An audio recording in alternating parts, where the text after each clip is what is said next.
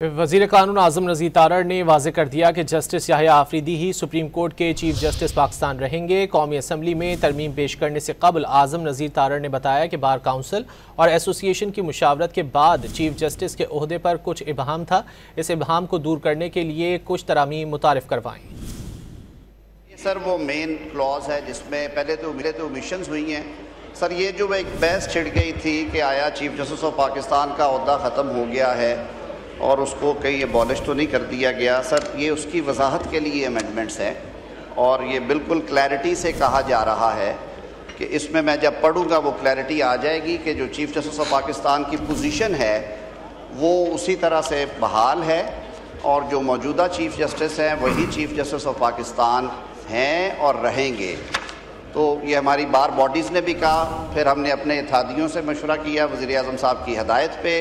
تمام جو ہمارے حلیف جماعتیں ہیں انہوں نے ان امینڈمنٹس کو سپورٹ کیا، اسی لیے آج یہ امینڈمنٹس لے کے آئے ہیں۔